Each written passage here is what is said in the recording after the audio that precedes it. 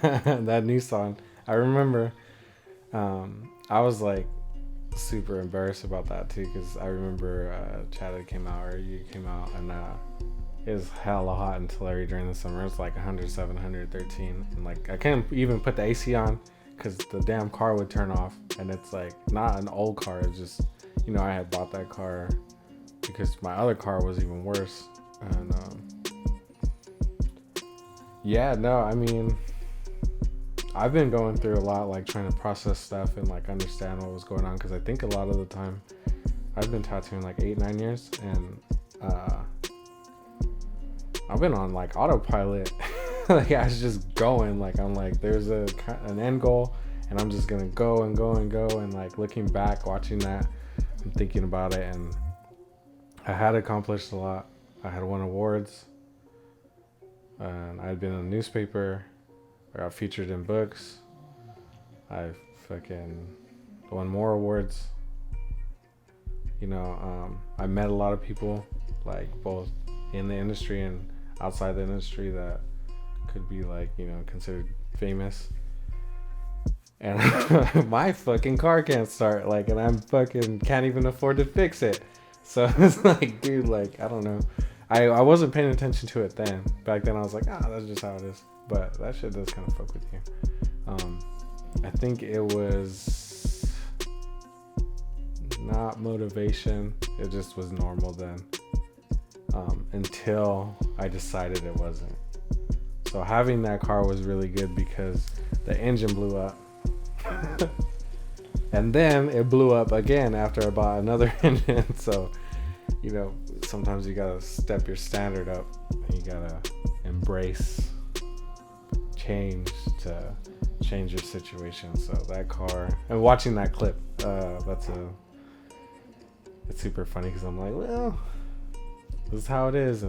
But at some point it's like, hey, that was your choice to keep it that way, so I changed it. I got a nice car that starts now.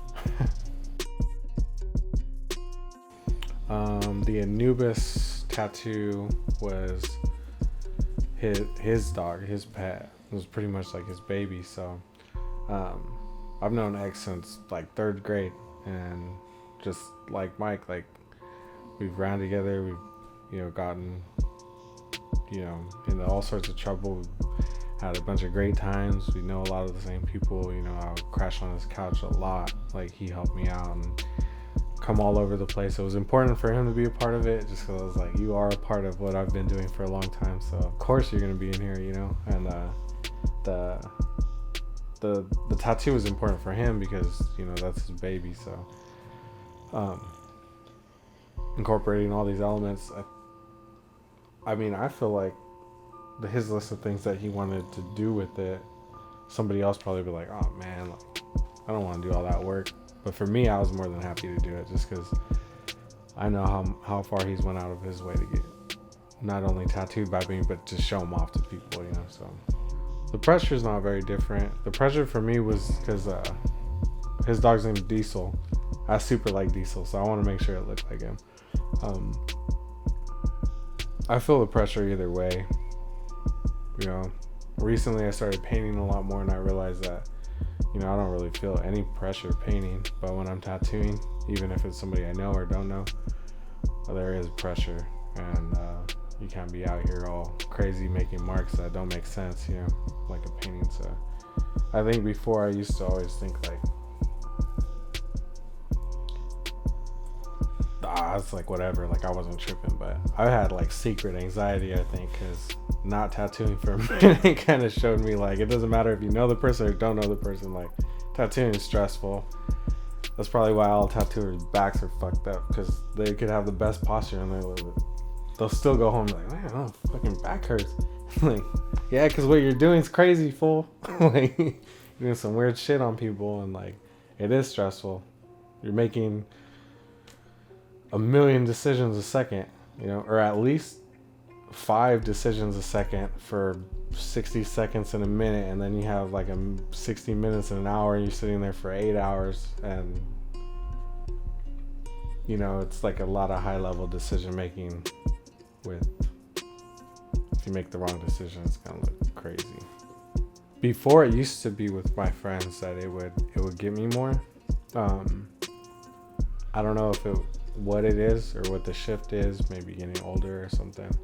But recently, I like talking while I'm tattooing, so like that doesn't bother me at all. Like I'll just be tattooing and talking. I'll probably talk more while I'm tattooing, but pieces like that, like they'll really hit sometimes. Like if there was this client that I had that wasn't a part of the documentary, nothing, and he was, talking about his dad and his mom, and he had this fucked up tattoo, and then I fixed it up for him, and it looked really good, and he had been wearing it for like 5 years. It was crazy, like it looked like a prison tat, but the person just didn't give a fuck that did it. And then when I cleaned it up, he hadn't looked at it the whole time, and then he went and looked at the mirror, and it's like, he's a big dude. He works at the prisons. He's not like a frail type of person, but he broke down, and like I felt it. Like I really felt like a lot of, I don't know if the word's empathy, or I could feel his energy. It was like I was feeling what he was feeling. And before, it was more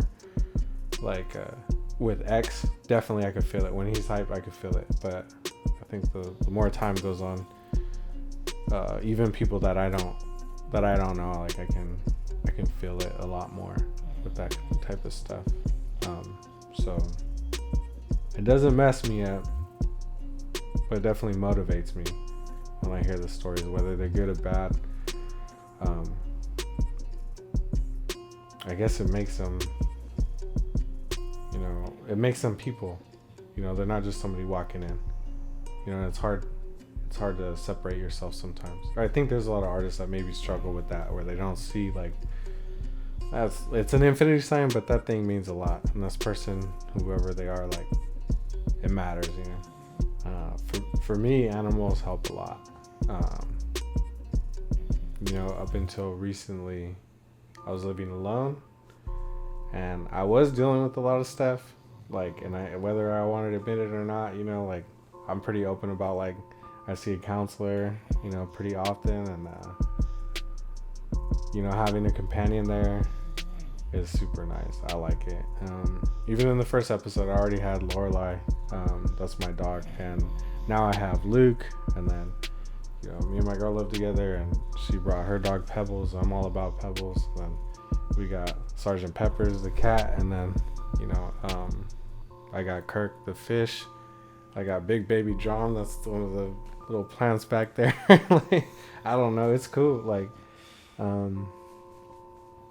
they do a lot for me, and I feel like I try to just do as much as I can for them. They just love you, man. I'll be coming home, and they're just like, ah! And sometimes, you have a fucked up day, and then, like, you kind of need that. So I encourage anybody to get a pet if they can stomach it. There's a type of pet for everyone.